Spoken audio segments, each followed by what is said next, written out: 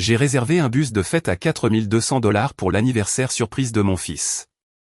Quand il s'est garé, les enfants de ma sœur sont montés à bord avec des chemises assorties et le chauffeur a lu à haute voix, l'itinéraire d'aujourd'hui, il y a une célébration. Papa a haussé les épaules, tu ne peux pas être fâché. Ils sont excités. Mon fils a marmonné, c'est bon. J'ai l'habitude. Je n'ai rien dit. Je suis parti, j'ai annulé la réservation et j'ai retiré chaque dépôt. À minuit, la discussion de groupe a explosé comme une bombe. Mon nom est Alexander. J'ai 34 ans.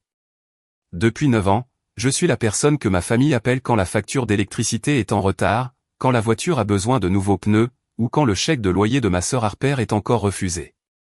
Je travaille comme ingénieur logiciel à Denver. Je gagne bien ma vie pas riche, mais à l'aise. Assez à l'aise pour que, lorsqu'Harper m'envoie un SMS à 23 h pour me dire que son chauffage a été coupé et que ses enfants ont froid, je puisse envoyer 400 $ sans y réfléchir à deux fois. Assez à l'aise pour que, lorsque mes parents ont besoin d'aide pour les taxes foncières, je transfère discrètement l'argent et leur dise de ne pas s'inquiéter de me rembourser. Harper est ma petite sœur. Elle a 31 ans.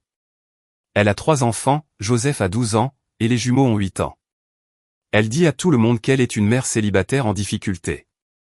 Elle publie sur les réseaux sociaux à quel point il est difficile de joindre les deux bouts, comment elle sacrifie tout pour ses bébés, et comment elle aimerait que quelqu'un comprenne sa lutte.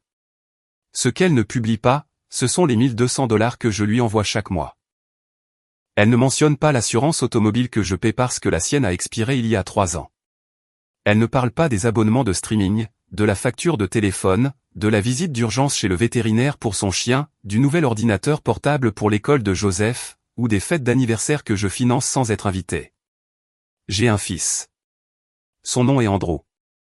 Il a eu 10 ans jeudi dernier. Andrew est calme. C'est le genre d'enfant qui dit merci quand on lui donne une boîte de jus, qui lit des livres lors des réunions de famille pendant que tout le monde regarde la télévision, et qui ne se plaint jamais quand ses cousins prennent ses jouets sans demander. Il est petit pour son âge. Il a mes yeux bruns et les cheveux foncés de sa mère. Sa mère est partie quand il avait 3 ans, je l'ai élevé seul. Mes parents vivent à 20 minutes de là. Ils sont retraités. Ils adorent Harper, ils l'ont toujours adoré. Quand nous étions enfants, Harper était celle qui recevait le nouveau vélo alors que j'avais celui d'occasion. Harper était celle qui recevait une voiture pour son 16e anniversaire alors que je travaillais dans une épicerie pour acheter la mienne. Harper était celle dont les études supérieures étaient payées alors que je contractais des prêts que je rembourse encore. Je n'ai jamais rien dit. C'est ce qu'on fait dans une famille. On se soutient les uns les autres. On est présent. On reste silencieux. Il y a 2 mois, j'ai commencé à planifier la surprise d'anniversaire d'Andrew. Il réclamait un bus de fête depuis plus d'1 an. Il en avait vu un dans un film où les enfants pouvaient faire le tour de la ville avec de la musique, des lumières et des jeux. Il m'a montré la vidéo 5 fois, il disait que ça avait l'air d'être la chose la plus cool au monde. J'ai fait des recherches sur les entreprises. J'en ai trouvé une qui proposait des bus de fête de luxe pour enfants, stations de jeux, bar à collation, lumière LED et un chauffeur qui passait les demandes spéciales. Le forfait coûtait 4200 $ pour 4 heures. Il comprenait un itinéraire à travers le centre-ville de Denver, un arrêt dans un parc de trampoline, puis un retour dans notre quartier pour le gâteau à la maison. J'ai réservé 6 semaines à l'avance. J'ai dit à Andrew que nous faisions juste un petit dîner en famille parce que je voulais que ce soit une surprise totale. J'ai invité mes parents, Harper et ses enfants, et 2 amis d'école d'Andrew. J'ai commandé un service de traiteur, acheté des décorations, et loué des tables et des chaises pour le jardin. Je n'ai parlé du bus de fête à personne. Je voulais voir le visage d'Andrew quand il se garerait. Je voulais qu'il se sente spécial pour une fois. Harper m'a appelé 3 jours avant la fête. Elle m'a demandé si je pouvais couvrir sa facture d'électricité 340 $. Elle ne les avait pas. Je lui ai demandé ce qui était arrivé aux 1200 $ que j'avais envoyés il y a 2 semaines. C'est allé à d'autres choses, a-t-elle dit. Elle ne voulait pas en parler. Ces enfants ne devraient pas avoir à rester dans le noir parce que j'étais difficile. J'ai transféré l'argent. Mes parents ont appelé le soir même. Harper était stressée et je devrais être plus compréhensif, elle faisait de son mieux. J'ai compris. Jeudi matin, Andrew s'est réveillé tôt. Il est venu dans la cuisine pendant que je préparais le café. Est-ce qu'on dîne toujours ensemble ce soir? Oui. Il a hoché la tête et s'est versé des céréales. Il n'a rien demandé d'autre. Il ne le faisait jamais. À 16 heures, j'ai envoyé l'adresse par SMS à tout le monde. Arrivé pour 17h30. C'est important. Harper a répondu avec un emoji pouce levé. Mes parents ont dit qu'ils seraient là. Je me tenais dans l'allée à 17h25 en surveillant la rue. Andrew était à l'intérieur en train de se préparer. Il pensait que nous allions juste manger des spaghettis et du gâteau, il n'avait aucune idée de ce qui l'attendait. À 17h32, le bus de fête a tourné au coin de la rue. Il était massif, bleu vif avec des bandes LED le long des côtés. Les vitres étaient teintées et la musique résonnait déjà de l'intérieur. Le chauffeur a fait un signe de la main en se garant le long du trottoir. J'ai souri. Je me suis tourné pour appeler Andrew dehors. C'est alors que la camionnette de Harper a surgi dans l'allée derrière moi. La porte de la camionnette a glissé avant même que Harper ne l'ait mise en position de stationnement. Joseph a sauté en premier, suivi des jumeaux. Tous les trois portaient des chemises vert fluo assorties. Les chemises avaient des lettres noires épaisses sur le devant qui disaient « Birthday Squad ». Harper est descendue, tenant son téléphone en l'air comme si elle filmait. Elle souriait, mais elle ne m'a pas regardé. Les enfants ont couru droit vers le bus de fête. Joseph a frappé sur la porte. Le chauffeur a ouvert, l'air confus. Joseph a crié quelque chose que je n'ai pas pu entendre à cause de la musique. Les jumeaux ont grimpé les marches derrière lui. Je suis resté là, figé. Harper m'a enfin regardé. Surprise. J'ai parlé du bus aux enfants. Ils étaient tellement excités toute la semaine. C'est la fête d'anniversaire d'Andrew, ai-je dit. Elle a ri. Je sais. C'est pour ça que je leur ai pris des chemises assorties. Ils voulaient que ce soit spécial pour lui. Le chauffeur est descendu du bus en tenant un porte-bloc. Il s'est approché de moi. Et, vous êtes Alexander? J'ai hoché la tête. J'ai une note ici du contact de réservation. Il est dit qu'un changement d'itinéraire a été demandé hier. Au lieu du parc de trampoline, nous nous rendons au parc d'attractions Finzone. Les billets sont déjà achetés pour le groupe. C'est toujours bon? Je l'ai dévisagé. Je n'ai pas demandé ça. Il a froncé les sourcils et a vérifié son porte-bloc. Il est indiqué ici que la demande est passée par l'email de votre compte. Confirmation envoyée hier soir. Harper s'est approché. Oh, c'était moi. Je me suis connecté à ton compte pour mettre à jour l'itinéraire. Le parc de trampoline est ennuyeux. Le parc d'attractions a de bien meilleurs manèges. Les enfants vont adorer. Mes poings se sont serrés. Tu t'es connecté à mon compte? Elle a haussé les épaules. Tu utilises le même mot de passe pour tout. Ce n'était pas difficile. Mes parents sont arrivés à ce moment-là. Mon père est descendu le premier. Il a vu le bus de fête et a souri. Waouh, Alexander, tu as vraiment mis le paquet. Ma mère s'est approchée, regardant les enfants de Harper sautiller sur les sièges du bus à travers la vitre. C'est tellement gentil de ta part. Harper nous a dit que tu voulais faire quelque chose de sympa pour tous les enfants. C'était pour Andrew, ai-je dit. Harper a coupé la parole. Et Andrew va passer un super moment avec ses cousins. Tu sais qu'il n'a pas beaucoup d'amis. Au moins, de cette façon, il ne se sentira pas seul. Andrew est sorti sur le porche. Il portait la nouvelle chemise que je lui avais achetée. Elle était bleue avec un dinosaure dessus. Il a vu le bus et ses yeux se sont agrandis. Puis il a vu ses cousins à l'intérieur s'appropriant déjà les stations de jeu. Il a vu les chemises assorties. Il a vu Harper filmer le tout. Son visage a changé.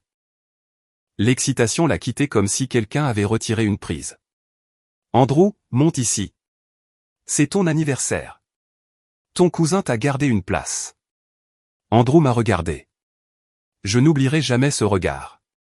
Ce n'était pas de la colère. Ce n'était pas de la confusion. C'était juste de la fatigue comme s'il avait vu exactement la même chose se produire 100 fois auparavant et savait qu'il était inutile de se battre. Il est descendu lentement l'allée et est monté dans le bus. Joseph l'a bousculé pour attraper une manette. L'un des jumeaux a pris le siège vers lequel Andrew se dirigeait. Andrew a fini dans le coin arrière, à côté d'un haut-parleur. Le chauffeur m'a regardé. On peut y aller. Mon père m'a tapé sur l'épaule. C'est vraiment généreux, fils. Les enfants de Harper traversent une période difficile. Tu sais à quel point c'est dur pour elle. Et pour Andrew? Mon père a froncé les sourcils. Andrew va bien. Regarde, il sourit. J'ai regardé. Andrew ne souriait pas. Il fixait la fenêtre, les mains croisées sur ses genoux. Tu ne peux pas être fâché pour ça, Alexander, a dit mon père. Ce ne sont que des enfants. Ils sont excités. Harper s'est penchée tout près. Elle a chuchoté pour que moi seul puisse entendre, tu fais toujours ça. Tu ramènes tout à toi. Laisse-les s'amuser. J'ai regardé le bus. J'ai regardé Andrew dans le coin arrière. J'ai regardé Harper tenant son téléphone, enregistrant ses enfants en train de passer le meilleur moment de leur vie. Je n'ai rien dit. J'ai fait demi-tour et je suis entré dans la maison. J'ai entendu ma mère m'appeler, me demandant où j'allais. J'ai entendu Harper rire. Il fait son mélodramatique. Je suis allé dans mon bureau, j'ai fermé la porte et je me suis assis à mon bureau. J'ai ouvert mon ordinateur portable et je suis allé sur le site web de la compagnie de bus de fête. Je me suis connecté à mon compte et j'ai trouvé le bouton d'annulation. Je l'ai fixé pendant 10 secondes, puis j'ai cliqué. Une fenêtre contextuelle est apparue, êtes-vous sûr? Les annulations effectuées moins de 48 heures avant l'événement ne sont pas remboursables, mais mettront fin au service immédiatement. J'ai cliqué sur confirmer. Mon téléphone a vibré 3 secondes plus tard. Un SMS du chauffeur, reçu un avis d'annulation. Je dois faire demi-tour. Désolé, mec. Je n'ai pas répondu. J'ai entendu des cris dehors. J'ai entendu le moteur du bus monter en régime. J'ai entendu Joseph hurler, demandant pourquoi il s'arrêtait. J'ai ouvert un nouvel onglet. Je me suis connecté au portail du traiteur et j'ai annulé la commande. Puis j'ai annulé la location de table. Puis j'ai annulé la réservation du parc d'attractions vers lequel Harper avait changé. Chaque email d'annulation qui arrivait dans ma boîte de réception me faisait l'effet d'une petite porte qui se fermait. Je me suis levé et je suis allé à la fenêtre. J'ai regardé le bus de fête s'éloigner du trottoir. Les enfants étaient pressés contre les vitres, confus. Harper se tenait dans l'allée en criant après le chauffeur. Mes parents essayaient de la calmer. Andrew était toujours dans le bus. Je pouvais le voir à l'arrière. Il me regardait par la fenêtre. J'ai levé la main pour un petit salut. Il m'a répondu par un signe. Le bus a tourné au coin et a disparu. Harper est entrée 10 minutes plus tard. Elle n'a pas frappé.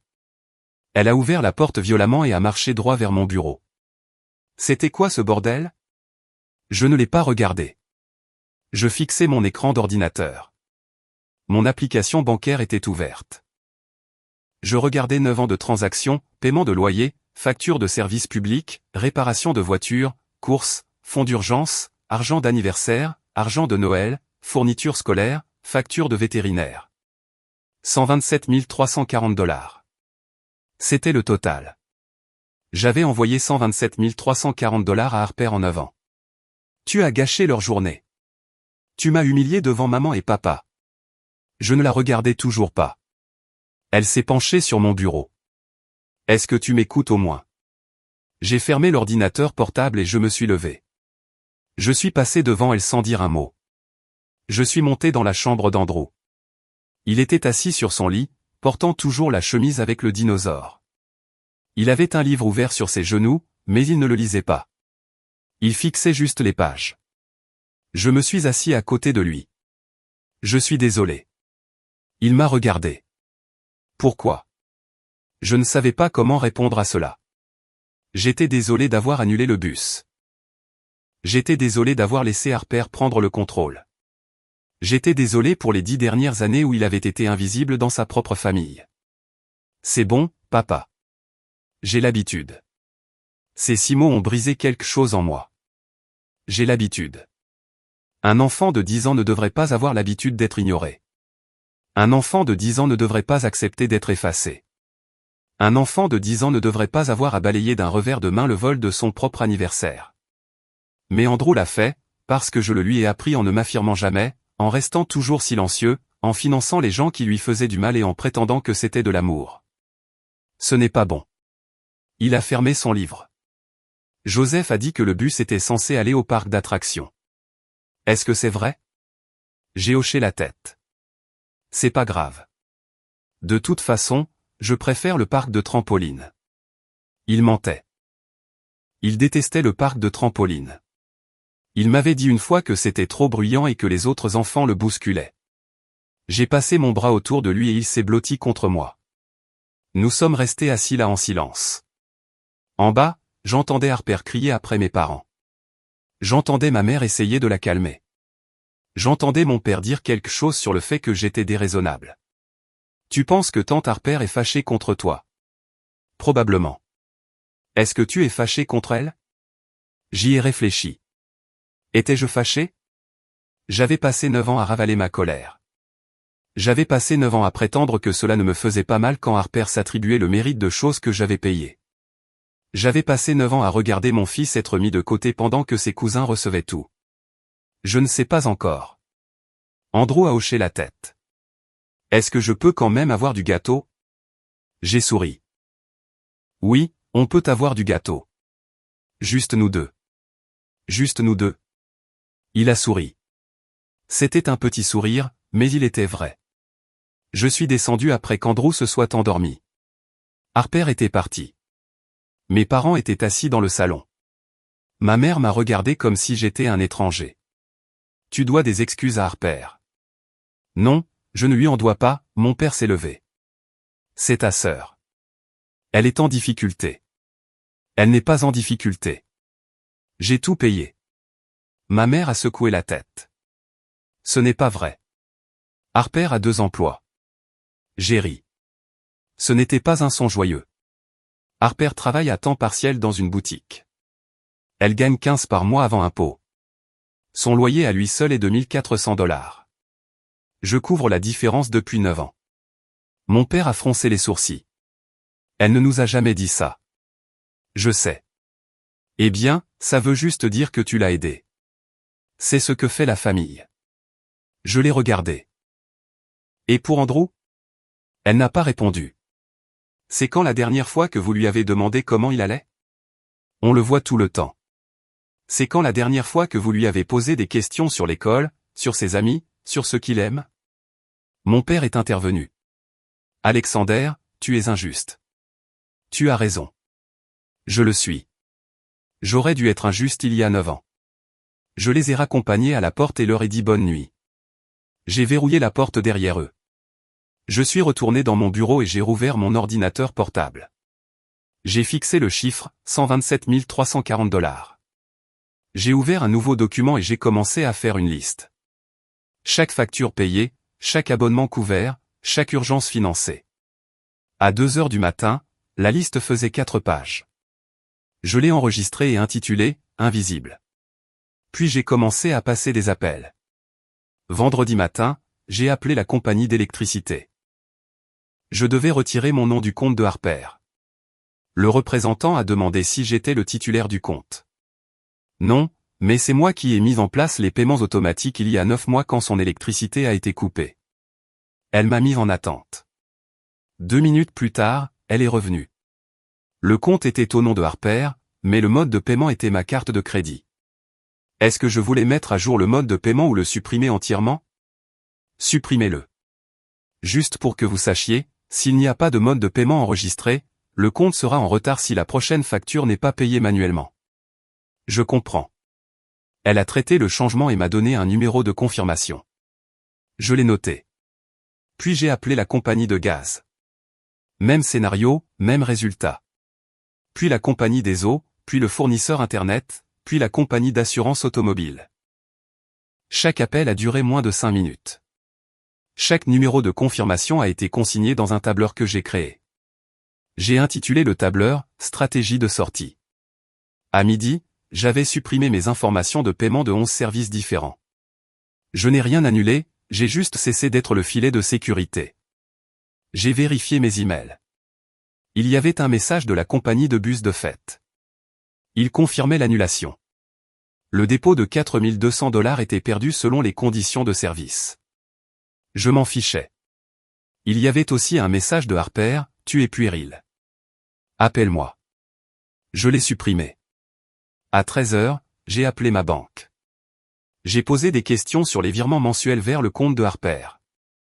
La représentante a consulté l'historique de mes transactions. Est-ce que je voulais arrêter les virements récurrents? Oui, tous. Tous? À partir du prochain cycle, ceux-ci ne seront plus traités.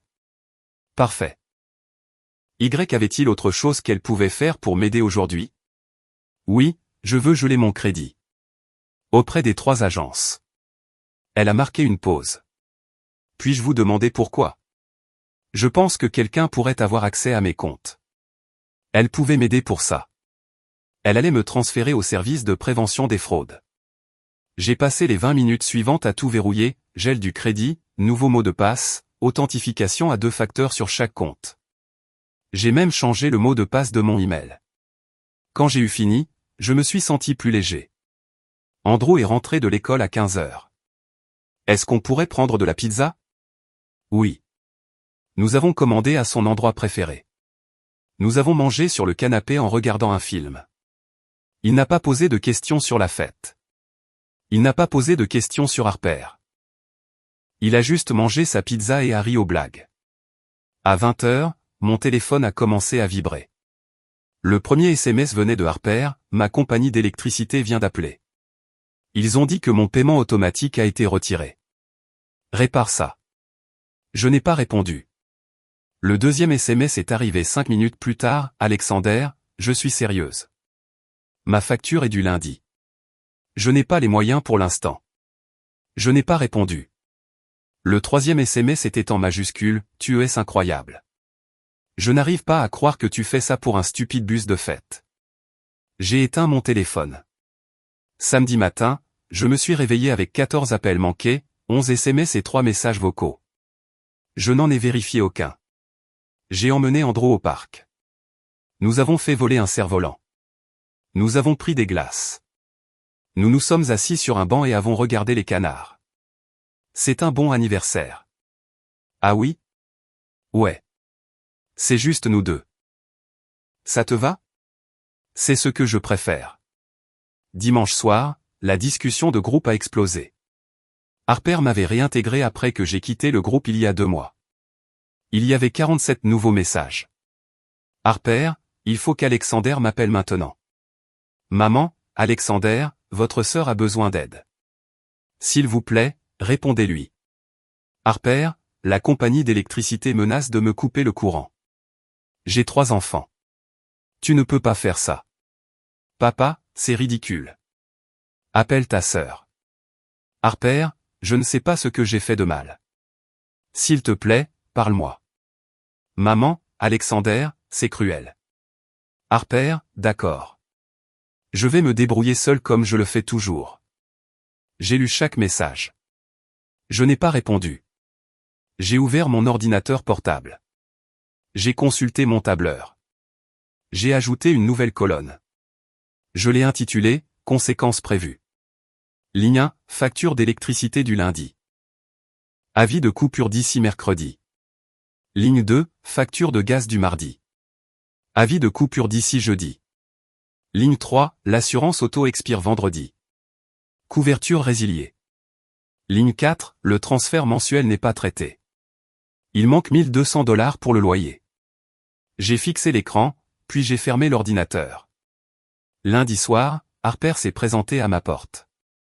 J'étais en train de préparer le dîner, Andrew était à l'étage en train de faire ses devoirs. J'ai entendu la sonnette, puis j'ai entendu frapper fort. J'ai ouvert la porte. Harper m'a bousculé pour entrer avant que je ne puisse dire quoi que ce soit. Nous devons parler. Non, pas du tout. Elle a pivoté brusquement. Son visage était rouge. Tu as désactivé le paiement automatique de ma facture d'électricité. Tu as coupé mon gaz. Tu as coupé mon internet. Tu as arrêté les transferts mensuels. Qu'est-ce qui ne va pas chez toi? Tout va très bien chez moi. Mon courant sera coupé mercredi si je ne paie pas $340. Mon gaz sera coupé jeudi. Mon assurance auto est déjà expirée. Est-ce que tu comprends ce que tu es en train de faire? Oui. Elle m'a dévisagé. Oui. C'est tout ce que tu as à dire? Qu'est-ce que tu veux que je dise? Je veux que tu répares ça. Je veux que tu remettes les paiements automatiques. Je veux que tu m'envoies les 1 200 $ comme tu le fais toujours. J'ai des factures, Alexander. J'ai des enfants. Moi aussi. Elle a ri. C'était un rire cinglant. Un enfant. J'en ai 3. Ce n'est pas la même chose. Tu as raison. Ce n'est pas la même chose. Tes enfants ont une mère qui s'en sert comme excuse. Mon enfant a un père dont il dit qu'il a l'habitude d'être invisible. Son visage a changé. Ce n'est pas juste. Tu as volé son anniversaire. Je n'ai rien volé du tout. Je voulais juste que mes enfants soient inclus. Tu t'es connecté à mon compte. Tu as modifié la réservation. Tu as débarqué avec des t-shirts assortis et tu as tout accaparé. Tu n'as même pas demandé. Parce que je savais que tu dirais non. Exactement. Elle s'est approchée. Tu vas vraiment faire ça? Tu vas punir mes enfants parce que tu es en colère contre moi. Je ne punis personne. J'arrête. Il y a une différence. Arrêter quoi? De payer pour ta vie. Elle s'est figée. Pardon? J'ai sorti mon téléphone. J'ai ouvert le tableur. J'ai tourné l'écran vers elle. Je t'ai envoyé 127 340 $ en 9 ans. Cela comprend le loyer, les charges, l'assurance auto, les courses, les fonds d'urgence, l'argent pour les anniversaires, les fournitures scolaires, tout. Elle a fixé l'écran. Ce n'est pas vrai. Si. J'ai les reçus. Tu exagères. J'ai fait défiler l'écran vers le bas. Je lui ai montré les transactions. Mois par mois, année par année. Tu as proposé. Je ne t'ai jamais demandé de faire tout ça. Si, tu l'as fait. Chaque fois que tu m'envoyais un message à minuit pour me dire que tu n'avais plus de chauffage. Chaque fois que tu m'appelais en pleurant sur la difficulté de ta situation. Chaque fois que tu publiais sur les réseaux sociaux que tu étais une mère célibataire en difficulté alors que je te virais de l'argent. Tu as demandé parce que tu es ma sœur. C'est ce que fait la famille. Qu'est-ce que ta famille a fait pour moi? Elle n'a pas répondu. C'est quand l'anniversaire d'Andrew? Jeudi. C'était jeudi. La semaine dernière. Tu ne t'en es même pas souvenu. J'étais occupé. Tu es toujours occupé. Sauf quand tu as besoin d'argent. Ce n'est pas juste. Tu déformes tout. J'ai fini de déformer. J'arrête. Tu ne peux pas faire ça. Je vais le dire à maman et papa. Vas-y. Ils seront tellement déçus par toi. Ils sont déjà déçus par moi. Je suis celui qui n'a pas d'importance. Je suis la roue de secours. Je suis le distributeur automatique. Ce n'est pas vrai. Alors où était-il quand Andrew est né? Où était-il quand sa mère est partie? Où était-il quand il a eu une grippe si forte que j'ai dû l'emmener aux urgences à 3 heures du matin et que j'ai appelé à l'aide et que personne n'a répondu? C'était il y a des années. Et tu sais où ils étaient jeudi dernier? Chez toi. À t'aider à préparer la fête de football de Joseph. Elle a ouvert la bouche, puis l'a refermée. Sors d'ici, Harper. Sors de ma maison. Paie tes propres factures. Finance ta propre vie. J'ai fini. Tu vas le regretter. Peut-être, mais pas ce soir. Elle est restée là pendant 5 secondes de plus. Puis elle s'est retournée et est sortie. Elle a claqué la porte si fort que le cadre a tremblé. Je suis resté dans le couloir, respirant avec difficulté. Andrew est descendu. C'était tante Harper? Oui. Elle avait l'air en colère. Elle l'était. Est-ce que ça va? Je l'ai regardé. Oui, je pense que ça va. Bien. Il est remonté à l'étage. Je suis allé dans la cuisine. J'ai fini de préparer le dîner. Mes mains tremblaient, mais je me sentais calme. Pour la première fois en 9 ans, je me sentais calme. Mardi matin, j'ai demandé une semaine de congé. Mon patron n'a pas posé de questions, j'avais 3 semaines de vacances non utilisées.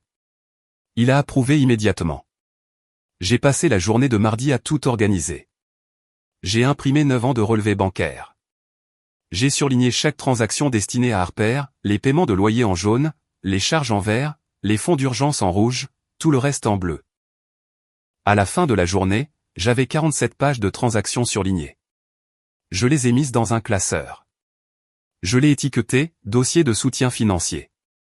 Ensuite, j'ai parcouru mes courriels. J'ai cherché le nom de Harper. J'ai trouvé 1340 courriels. La plupart étaient courts, et « Tu peux m'aider pour la facture d'électricité ?» Urgence. Besoin de 200 pour les réparations. Joseph a besoin de nouveaux crampons. Tu peux envoyer 60 $? J'en ai imprimé 30, ceux qui montraient le schéma habituel, ceux où elle disait que c'était une urgence, ceux où elle promettait de me rembourser. Je les ai mis dans le classeur derrière les relevés bancaires. Ensuite, je me suis connecté au site de la compagnie d'électricité. J'ai demandé une copie de l'historique des paiements d'Harper pour les 3 dernières années. Ils l'ont envoyé en moins d'1 heure. Cela montrait chaque paiement que j'avais effectué, chaque avis de retard que j'avais empêché de se transformer en coupure. Je l'ai imprimé. Je l'ai ajouté au classeur. J'ai fait de même pour la compagnie de gaz, la compagnie des eaux, le fournisseur Internet.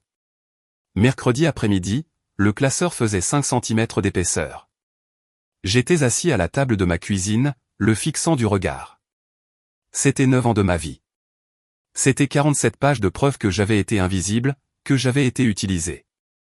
Mon téléphone a vibré. C'était un SMS de ma mère, le courant d'Harper a été coupé ce matin. Ses enfants ont peur. Tu dois l'aider. Je n'ai pas répondu. Un autre SMS est arrivé, c'est cruel, Alexander. Je ne t'ai pas élevé pour que tu sois cruel. J'ai retourné mon téléphone face contre table. Jeudi matin, mon téléphone a sonné. C'était mon père. J'ai répondu. Ta mère est très contrariée.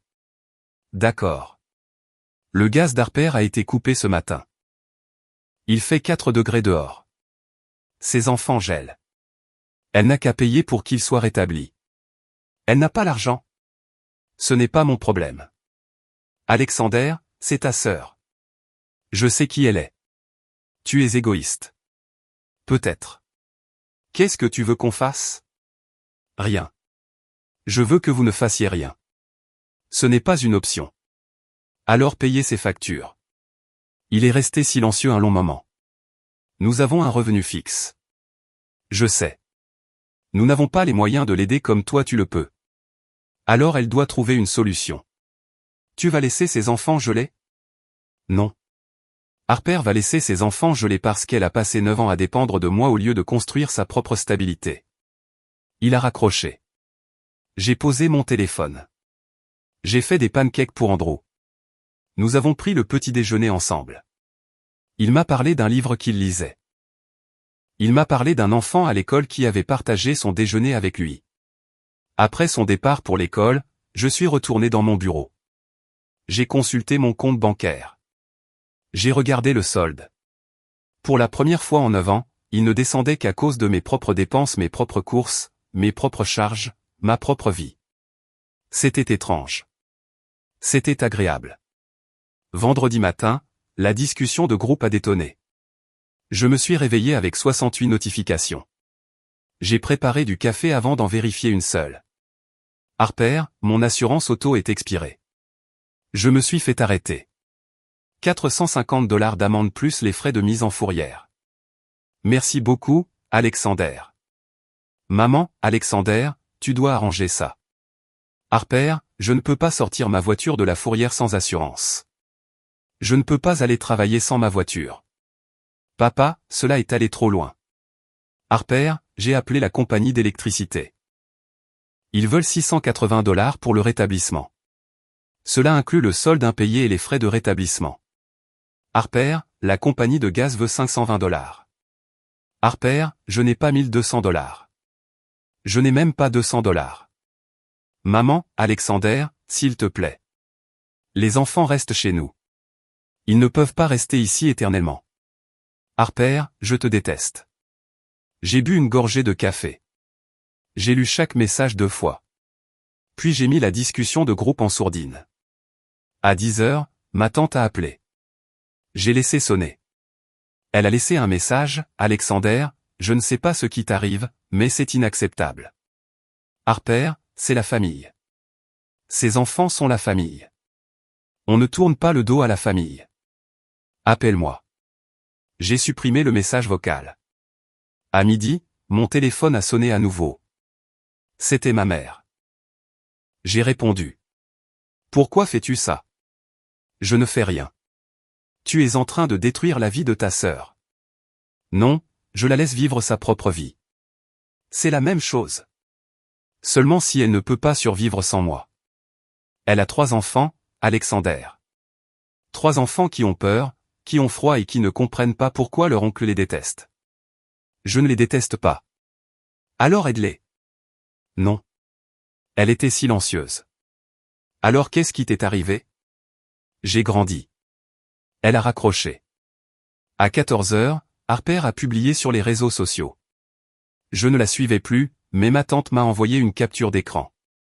La publication disait, parfois, les gens sur qui vous pensiez pouvoir toujours compter s'avèrent être ceux qui tiennent le couteau. Mère célibataire en difficulté ici. Je fais de mon mieux pour mes 3 magnifiques enfants. Si quelqu'un connaît des ressources pour les familles en crise, envoyez-moi un message privé. La publication a reçu 47 commentaires en 1 heure. La plupart étaient des messages de soutien. Quelques personnes ont proposé de lui envoyer de l'argent. J'ai fixé la capture d'écran pendant un long moment. Puis j'ai ouvert mon ordinateur portable. Je me suis connecté à mes propres réseaux sociaux. Je n'avais rien publié depuis 3 ans. J'ai téléchargé une seule image. C'était la première page de mon classeur, le relevé bancaire montrant 9 ans de transfert à Harper. Je n'ai pas écrit de légende. Je l'ai juste publié. En 20 minutes, j'avais 15 commentaires. La vache, mec. Attends, c'est réel? Tu as payé son loyer pendant tout ce temps. Elle publie qu'elle est une mère célibataire en difficulté depuis des années. Ma tante a appelé. Je n'ai pas répondu. Ma mère a appelé. Je n'ai pas répondu. Harper a appelé. Je n'ai pas répondu. À 17 heures, Harper a supprimé sa publication. À 18 heures, elle m'a envoyé un SMS, « Tu es un monstre. Tu viens de m'humilier devant tout le monde. » J'ai répondu, « Tu t'es humilié toi-même. » Elle a répondu immédiatement, « Je vais dire à tout le monde ce que tu as fait. » J'ai écrit en retour, « Vas-y. » Elle n'a plus répondu après cela. Samedi matin, mon père s'est présenté à ma porte. Il avait l'air fatigué. « Je peux entrer ?» Je me suis écarté. Il est entré dans le salon. Il s'est assis sur le canapé. Il n'a rien dit pendant un long moment. Puis, je ne savais pas que tu payais autant. Je sais. Harper nous disait que tu aidais parfois. Elle n'a pas dit que c'était tous les mois. Elle ne voulait pas que vous le sachiez. Pourquoi? Parce qu'alors elle aurait dû admettre qu'elle ne s'en sortait pas seule. Il a hoché la tête lentement. Ta mère et moi, nous l'aidions aussi. Pas autant que toi, mais nous couvrions les courses et lui donnions de l'argent pour l'essence. Je m'en doutais. Elle nous a dit qu'elle travaillait à 2 endroits. Elle en a un à temps partiel.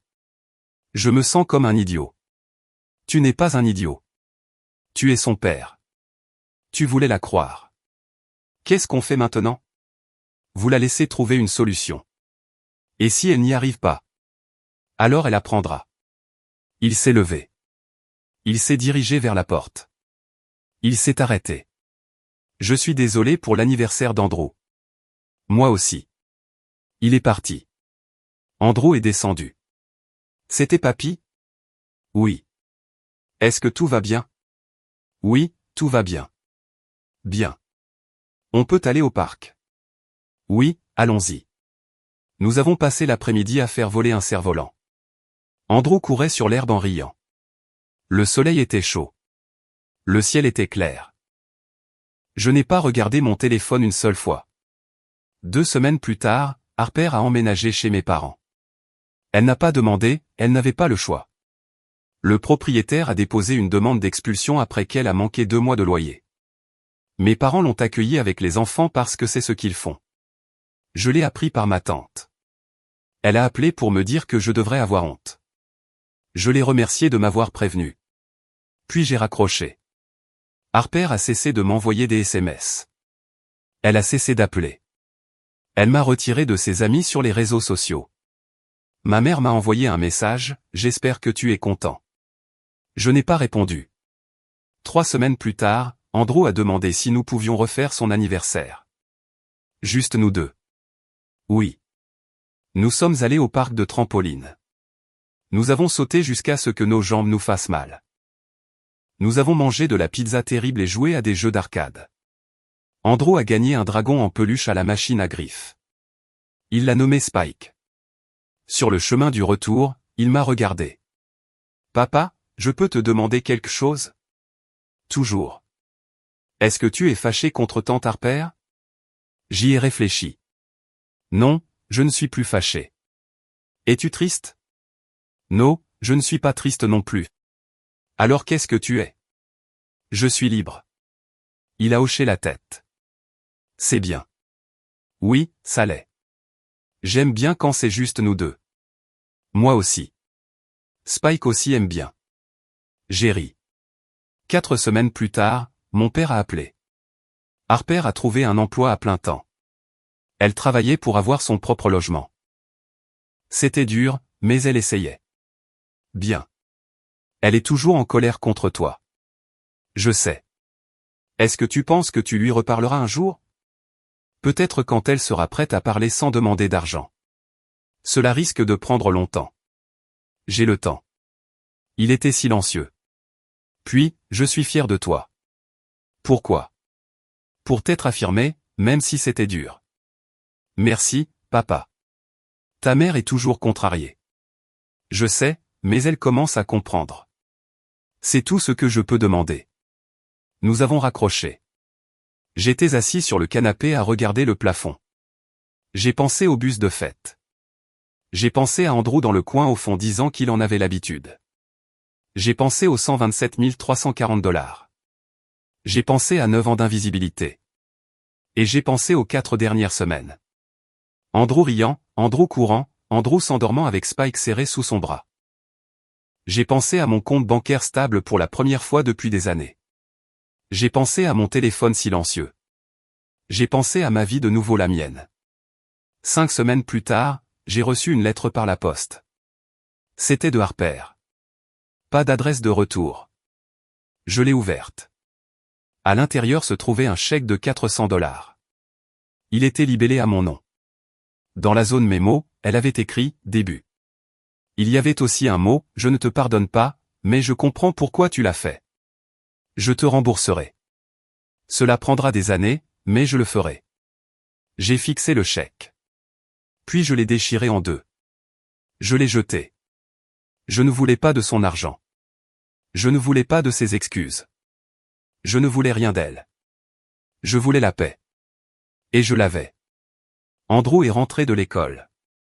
Il a déposé son sac à dos. On peut refaire des cookies. Oui, faisons des cookies.